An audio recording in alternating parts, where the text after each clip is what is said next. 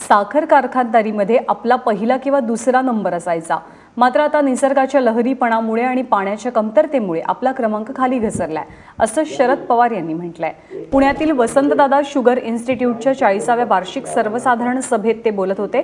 या कार्यक्रमाला मुख्यमंत्री देवेंद्र फडणवीस आणि राष्ट्रवादीचे नेते अजित पवारांची उपस्थिती होती।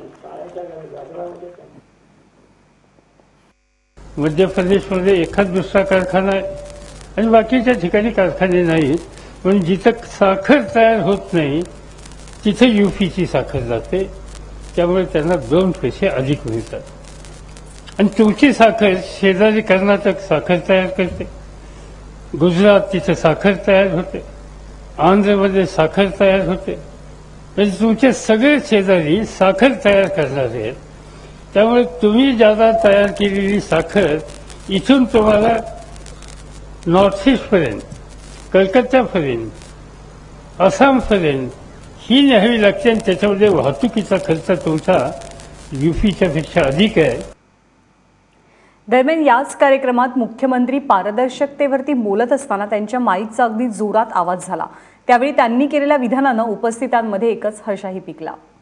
ज्या प्रकारचं संशोधन हे आपण कारखान्याच्या क्षेत्रात केलंय, शेतीच्या क्षेत्रात केलंय, त्याच प्रकारचं संशोधन आपल्याला आता हे जे काही साखर तयार झाल्यानंतरचं मॅनेजमेंट आहे त्या मॅनेजमेंटमध्ये देखील आपल्याला करावं लागेल। कारण त्याच्यामध्ये जोपर्यंत अधिक ट्रान्सपरन्सी येणार नाही, अनेक वेळा हा जो चढ उतार आहे या चढ उतारामध्ये बऱ्याच वेळा काही महत्वाचे प्लेयर्स असे असतात की त्यांना त्याचा फायदा मिळतो, तो त्यांचा धंदा आहे, पण तो फायदा अनेक वेळा कारखान्यांना मिळत नाही, तो अनेक वेळा शेतकऱ्यांना मिळत नाही।